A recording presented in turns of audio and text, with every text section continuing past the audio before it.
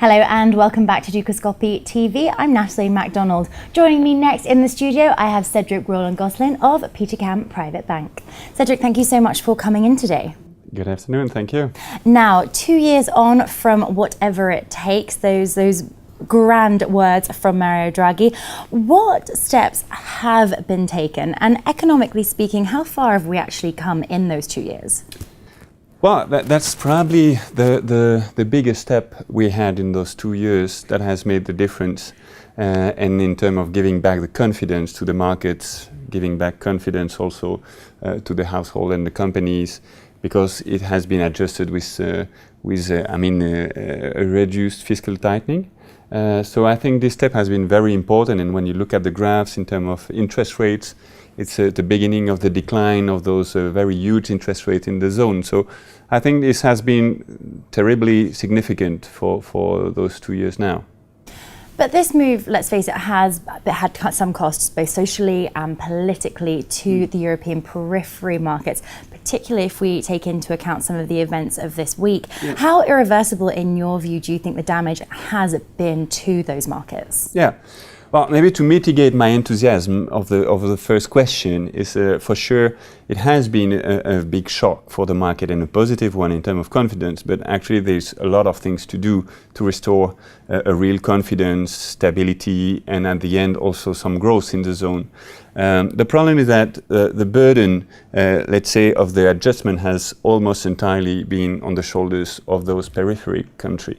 And we could have expected more, let's say, investments from Germany or France, even if they were maybe not exactly in the good shape to make it, and if we speak for France. And so, as you mentioned, actually those periphery countries are suffering a lot of unemployment.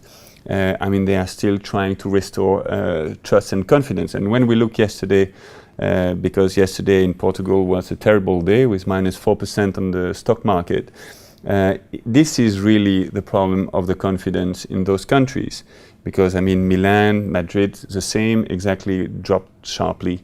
Let's say also the banking sector sharply dropped. So actually we are still expecting much more in terms of restoration of the confidence.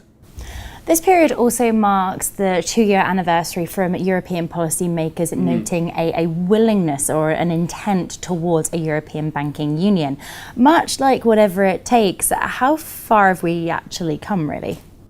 Well, I think all those European countries are trying to cut this, let's say, vicious link between the banks and the countries. And when you look at the Portugal also yesterday, people are worrying about, well, what's going to happen with Banco Espírito Santo and the Portuguese government if there is more shock, and we don't expect that.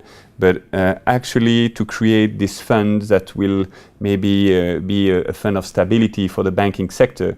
The problem is this fund is way too light today with 55 billion, and we believe that if there is another large shock in the system, it could be much more than 55 billion that will be needed. That's one point. At the other sense, in terms of the Eurozone, the confidence is not exactly there, and I think the legitimacy of Europe as such to rule the world at the economic level will come also with the political level. And we have seen in the election, but we see that every day that there will be no Eurobonds. Actually, we are still expecting more, let's say, fiscal transfer to Europe in terms of acting and to have a real active role.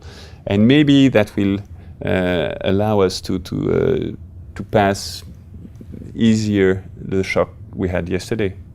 So perhaps a case of whatever it still takes. Cedric, thank you so much for coming in and sharing your expertise with us.